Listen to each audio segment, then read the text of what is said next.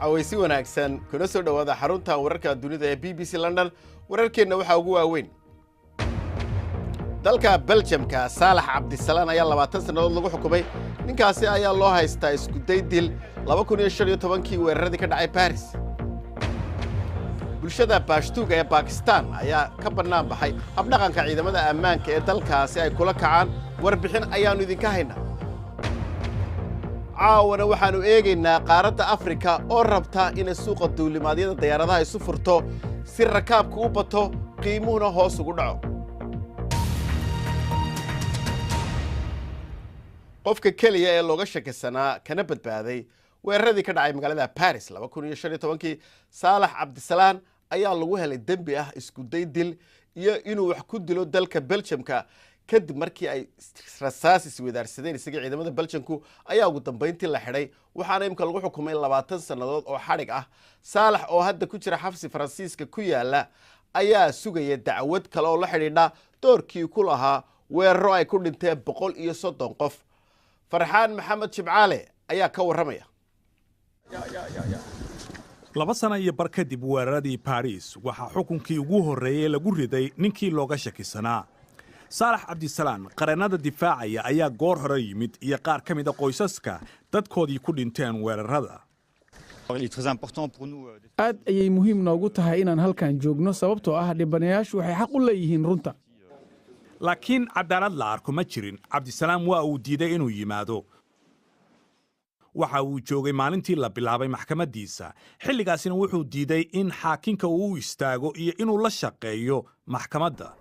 maxkamaddu waxay xoogga saartay rasaastii Brussels markii booliiska Belgium ay baadi goobayeen isaga wuu baxsaday laakiin maalmo kadib ayaa la soo xiray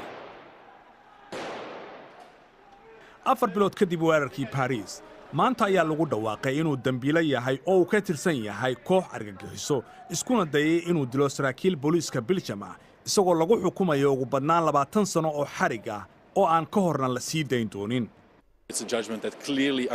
waxa weeye xukun si cad hoosta uga xariiqaya sida uu yahay habdhaqanka kuwa ku lugta lahaa weeraradii ka dhacay magaalooyinka Paris iyo Brussels isla markaana waa xukun muujinaya in dal ahaan aananu aqbali karin dhaqanka caynkaasi ah oo aanu weliba si adag u ciqaabi doono ciddii ku kacda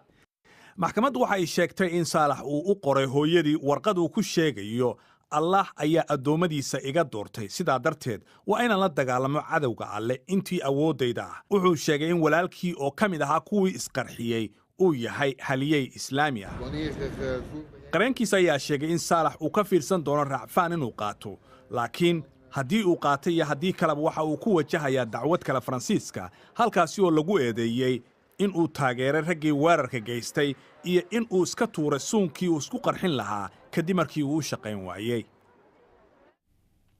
faahfaahin dheeraad oo ku saabsan warbixintan iyo kuwa kaleba waxaad ka heli kartaa bogga BBC Somali adigoo ka galaya moobilkaaga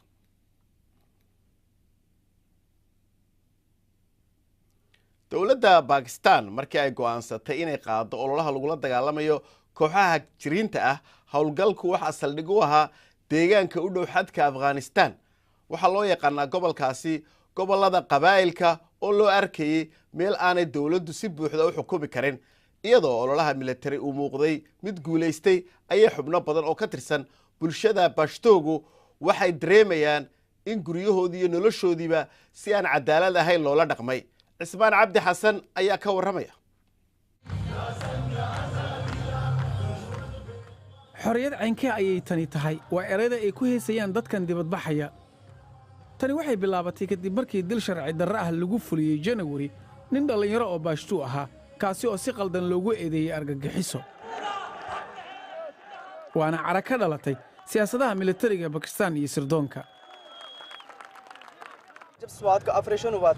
in badan oo sida ninkan oo kale ah waxay sheegayaan in ay dhaxda u galeen iyaga iyo xagjiriinta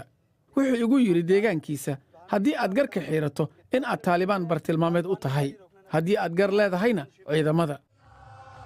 ilaalayaasha dadka baashtuuga waa dhaqdhaqaaq nabad ah balse lagu kala qaybsan yahay sheegashooyinkooda ugu adagna waxaa ka mid ah in ciidamada bakistaan ay taageerayaan kooxaha xagjiriinta dhaliisha noocan oo muuqata ee militariga waa mid aan horay loogu arag bakistaan hoggaamiyaha dhaqdhaqaaqa wuxuu sheegayaa in militarigu uu sannado si toos ah u hurinaya argagixisanimada haddana wuxuu u arkaa dhammaan dadka baashtuuga kuwa argagixiso looga shakiyo waxaannu rabnaa in qof kasta oo taageera argagixisada sharciga la hor keeno laakiinse ma rabno in dadka caadiga ah la ciqaabo waxyaabaha ay kooxda doonayso waxaa ugu weyn in la soo celiyo ragga la aaminsan yahay in si qasab ah ay ku kaxaysteen sirdoonka oo ka mid ah arrimaha ugu xasaasisan dalka waxay soo ururiyeen dhibbanayaasha iyagoo ku dhiirigelinaya qoysaskooda inay hadlaan 2 sano ka hor ayaa ninkan walaalkiis la waayey nolol iyo geerina kuma oga sida uu sheegayo cadaalad noocee ah ayay taasi tahay ayuu leeyahay militariga bakistaan ayaa beeniyey in xuquuqda aadanaha lagu xadgudbay in kastoo uu kordhayo cadaadiska madaxda ayna jirin idaacado deegaanka ee ka hadla sheekadan haddana dhaqdhaqaaqan wuxuu u muuqdaa mid weynaanaya bal iminkan aynu eegno qodobada kale ee ku jira wararka maanta taliyaha ciidanka xoogga soomaaliya jenaraal cabdiweli jaamac gorod oo la hadlay wakaaladda wararka soomaaliya sona ayaa xaqiijiyey in israsaasen ay ka dhacday xerada tababarka ee imaaraadka kadib markii ay halkaasi gaadheen cutubyo ka tirsan ciidamada xoogga dalka oo la faray inay gacanta ku soo dhigaan askar ka tirsan xeradaasi oo isku dayey baa layidhi inay halkaasi kala baxaan saanad iyo agab ciidan 2 xubnood oo ka mid ah golaha wasiirada ayaa xilalkooda iska casilay kadib markii ay isu soo sharaxeen xilka guddoomiyaha golaha shacabka ee Soomaaliya labadaasi xubnood ayaa kala ahaa Cabdicasiis Xasan Maxamed Lafta Gareen iyo Ibraahim Isaaq Yarow iyadoo guddida doorashada guddoomiyaha baarlamaanku amartay in wasiiradu ay xilka iska casilaan hadday u tartamayaan guddoomiyaha golaha shacabka wasiir ku-xigeenka wasaaradda warfaafinta ee jamhuuriyadda iskeed ugu dhawaaqday madax bannaanida ee Soomaaliland maxamed muuse abees ayaa maanta mar uu la hadlayay koox wareeyaal ah u sheegay in xadhigga wareeyaasha sifaha sharciga ah oo qura loo mari doono waxaana jiray cabashooyin badan oo xarumaha warbaahinta ururada saxaafadda iyo kuwa caalamigiiba ay marar badan ka soo saareen tacadiyada iyo uu xadhiggu ka midka yahay ee loo geysto wareeyaasha Soomaaliland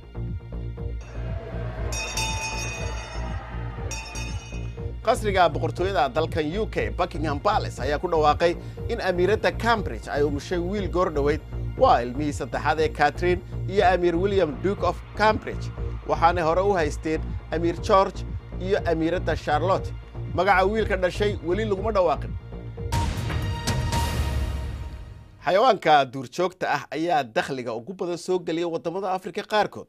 inkastoo isbeddelka cimiladu halis ku tahay xayawaankaasi iyo deegaanka ay ku nool yihiinba haddana dadka hareerahooda ku nool ayaa iyana dhibaato ku haya waxaanu caawa warbixin idinka haynaa Queen Elizabeth National Park oo Uganda ku yaala waa seero duurjoog ah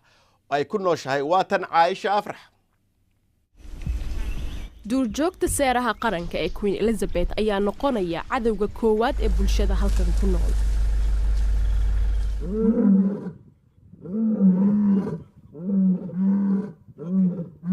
waxaa halkan ku haray in ka yar 100 libaax 11 ka mid ah ehelkooda ayaa raqdoodii laga helay meel aan halkan ka fogeyn 2 toddobaad ka hor xayawaanka hilibka cuna ayaa dhadhan wanaagsan ka helay lo'da iyo ariga taasi oo iska hor keentay beeralayda iyo dadka deegaanka u ololeeya tayanja kuya kwa sironya miswa yabo markii uu libaax cunay sacayga sanad ka hor waxaan u tagay hay'adda duurjoogta waxaanan u sharaxay wixii dhacay waxay ii ballan qaadeen inay baadhayaan balse taasi ma ay dhicin waxaan ku laabtay 4 jeer oo kala duwan wax gacanana kama helin kadibna waan ka quustay Vincent Migade dariskiisa waxa ay dagaal kula jiraan maroodiyaal raadkooda oo 2 maalmood jira ayaa ka muuqda beertiisa kani waa dhulkeenna laakiin xayawaanka ka yimaada seeraha ayaa burburiya beeraheenna saraakiisha seeraha ayaa isku dayaya inay joojiyaan in maroodiyaashu soo gudbaan laakiin ma aanay samayn sidaa daraaddeed weli way soo gudbaan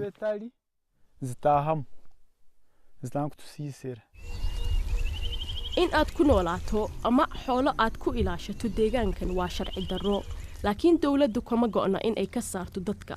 iyada oo ka cabsi qabta in ay bulshada u waxyeelayso daryeelka deegaanka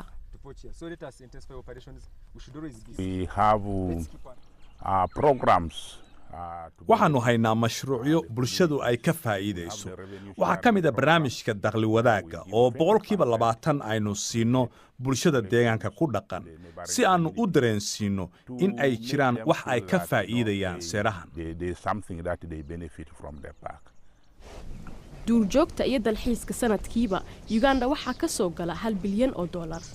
in ay sii yaraadaan tirada duurjoogtana waxay halis weyn ku tahay dakhliga dalka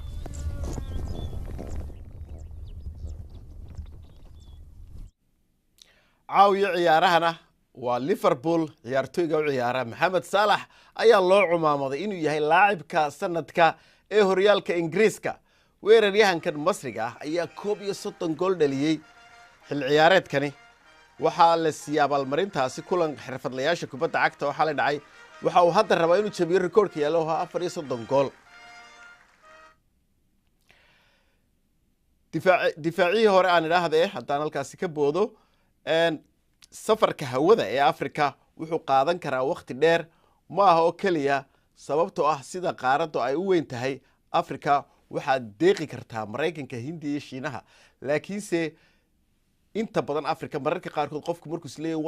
wadan kale tag waxa laga yaabaa in uu Europe transit ku maro ama uu ku hakado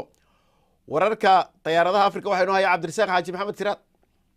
tan waa waqtigii midowga Afrika ay qaadeen sidii loo furi lahaa heshiiska hawada qaaradda Afrika waa tallaabo ay doonayaan in lagu kabo warshadaha gaadiidka cirka ah ee taagta daran oo soo dhaweysa si buuxda in la isugu duuli karo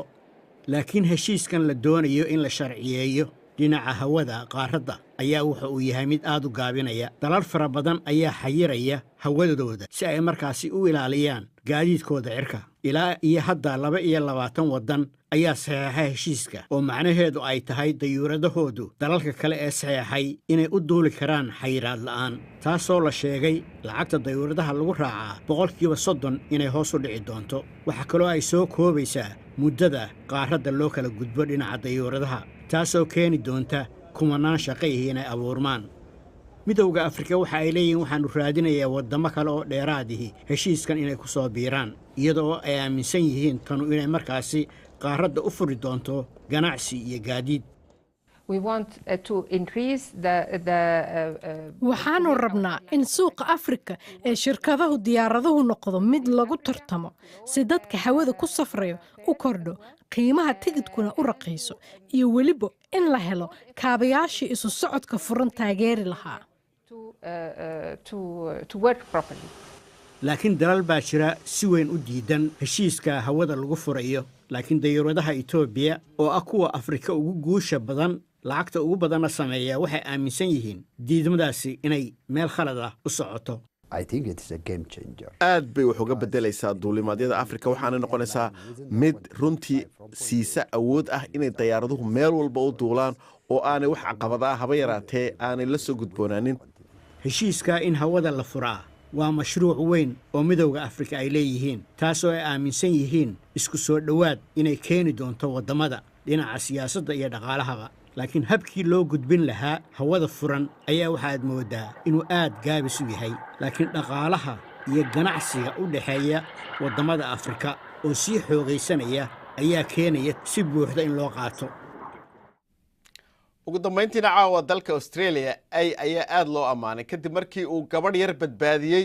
inantan yar ayaa iyadoo xaafadooda warwareegaysa luntay oo dabeeto